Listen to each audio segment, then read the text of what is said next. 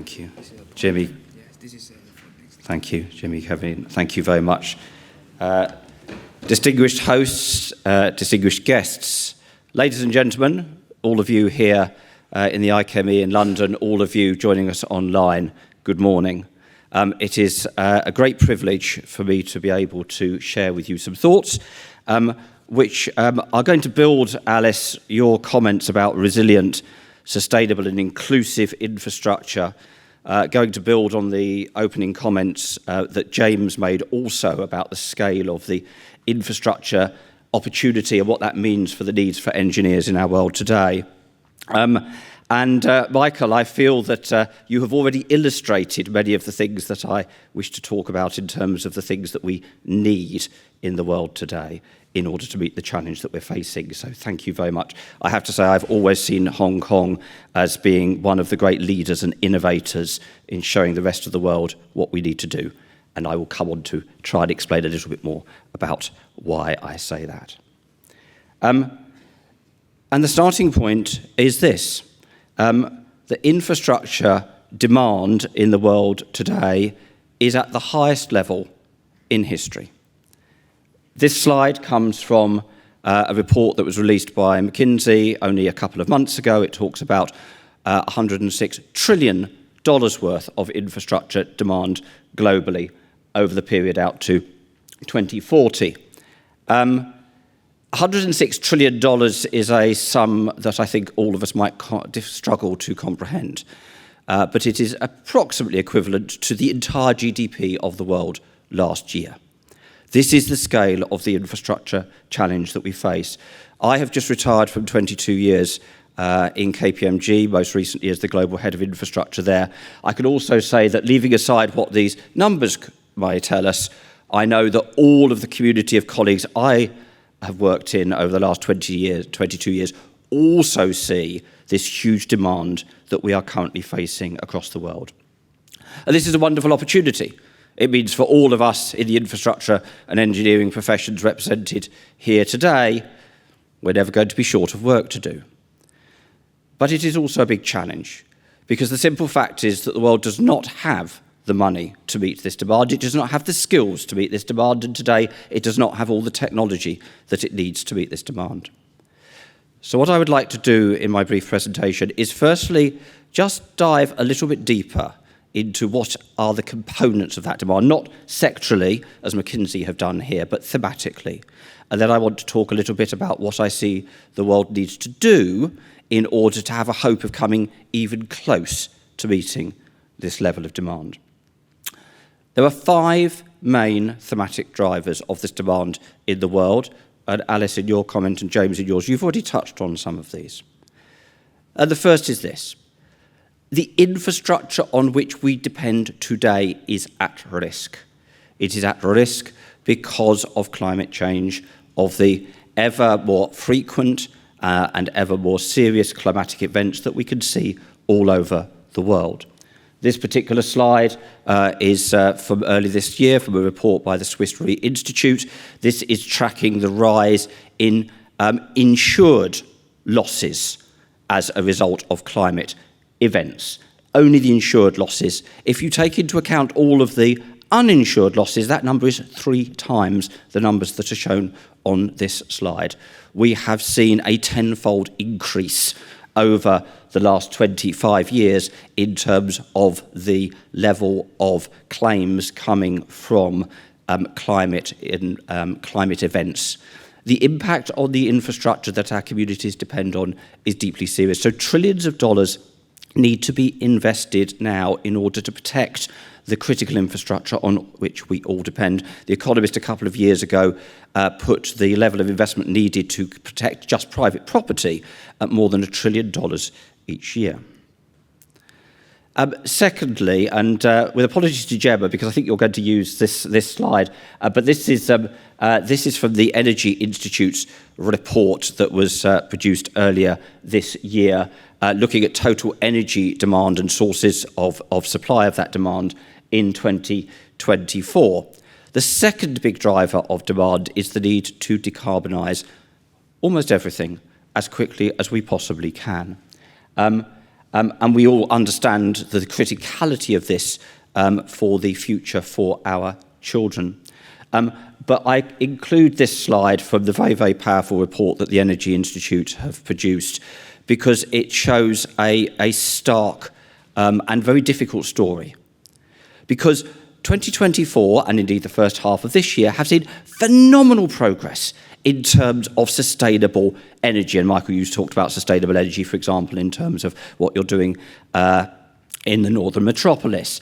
16% increase in sustainable energy production in 2024, the highest level of increase in any area of energy production, but because total energy demand continued to grow, that negated the impact. And so 2024 also saw peak carbon emissions from energy generation and an increase in coal burning for energy. So trillions of dollars and increased pace, one of the big themes of my presentation, is needed in order to get us rapidly to a world in which we can actually decrease the carbon emissions from energy generation, as well as from transport and buildings and materials and so on and so on. Thirdly, as we all know, something around 700 million of our 8.2 billion population still live in extreme poverty. Achieving the Sustainable Development Goals in order to create a quality of life for everyone, wherever they live in the world, is one of the great imperatives of our generation. This estimate is an annual estimate from the UN for the amount of money that needs to be invested in order to deliver the UN Sustainable Development Goals. It is about $4 trillion per annum. Fourth, in the developed world, much of the infrastructure is heavily aging. This is from the American Society of Civil Engineers report of this year into the state of US infrastructure, which unsurprisingly gets yet again a very poor scorecard. Their investment estimate of the required investment over the 9 years to 2033 is $7.5 trillion with a gap of $2.5 trillion in terms of being able to meet that. In previous presentations that I've given over the last few years, those were the four components. But now in 2025, we have a fifth component of extreme demand for infrastructure. And it's the demand that comes through because of AI and the demand for data centers. $500 billion is reportedly going into the new Stargate project that is currently being built in Texas by OpenAI, SoftBank and Oracle. McKinsey produced a report earlier this year that reckoned this would be a $5 trillion market over the next 5 years. The estimate of the gigawatt capacity required in data centers over the next 5 years is it needs to increase from the current 82 gigawatts to 219 gigawatts of power. That is like adding the power required in the UK twice over just in order to build new data centres. So you put all of these five things together, and that is how you come to this historic level of infrastructure demand. And as I said at the beginning, the challenge we face is that there simply isn't the capacity in the world to deliver all of this and deliver it quickly enough. And that brings me to what I consider to be the great opportunity for all the engineers in the world today. Because, again, come back to something you said, Alice, I thought very powerfully. You said, but behind all of the progress that's been made in the world, engineers have been quietly behind that progress. But now their voice needs to be raised. And I agree so strongly with that. I believe that we need to see some fundamental changes in the way in which we go around our infrastructure delivery in order to meet the challenge that we face. And bear in mind the extreme urgency of this, because if we specifically look at this in the context of climate change and carbon emissions, as we are gathered here today, we are only 3 years and 8 months away from the point at which it is predicted that the Earth's warming will pass 1.5 degrees over pre-industrial levels. I always think the problem with this is that everyone thinks 1.5 degrees isn't that much. I think the temperature has gone down 1.5 degrees in this room while we've been sitting here, and it's a little bit chilly, but it doesn't feel like it's threatening to life. The problem with 1.5 degrees of warming over pre-industrial levels is it takes us through various tipping points which are potentially irreversible in terms of our climatic systems. And some of you may know that only a month ago in New York, the Rockstrom Institute announced that 7 of the 9 planetary boundaries, the 7th out of the 9, have now been breached. So there is an extreme urgency to action. So what do we need to do? I have tried to put all of this on a single slide, so bear with me if I just try to talk you through it. For me, this is conceptually actually quite simple. There are 3 components of action that are required. The first is at the top: long-term systems-level infrastructure policy and planning. Actually, the sort of approach that the Chinese government have practiced for as long as I can remember, but almost no other country in the world did. I joined KPMG 22 years ago. As I said, I retired 5 weeks ago.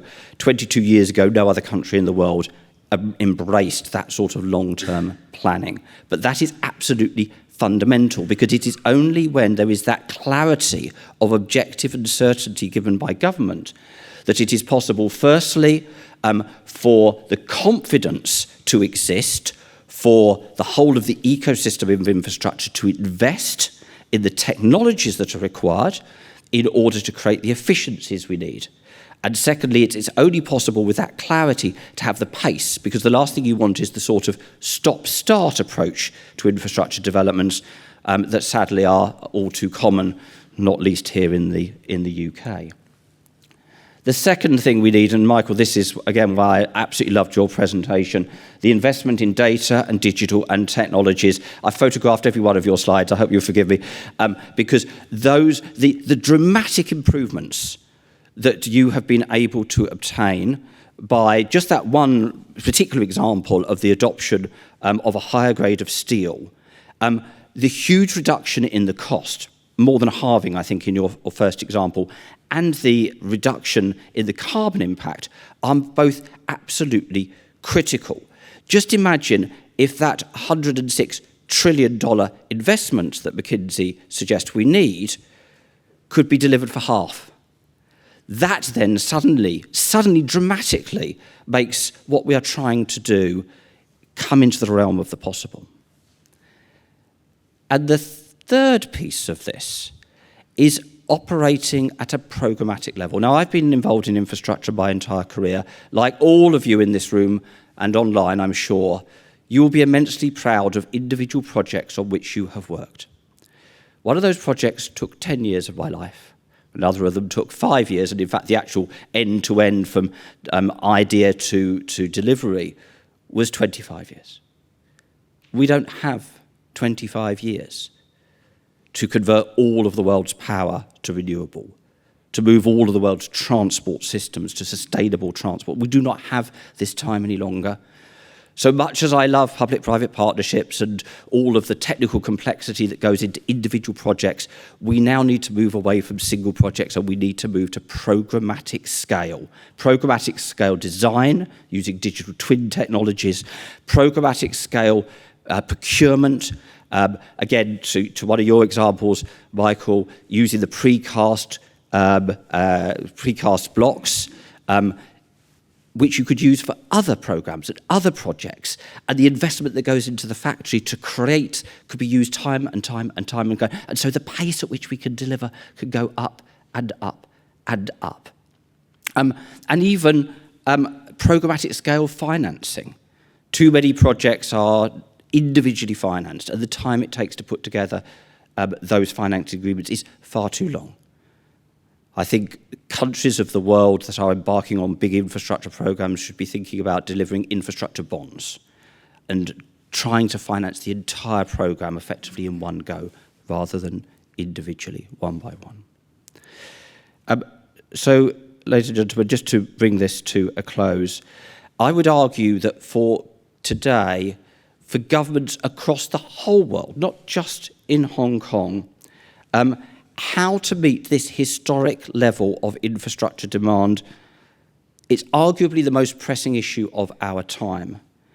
And as infrastructure and engineering professionals, let us rise to this challenge and let us embrace the radical change that I believe is needed in order to be able to deliver what the world needs. And in doing so, let us play our part in creating a better future for every person on this planet, everywhere. Thank you very much.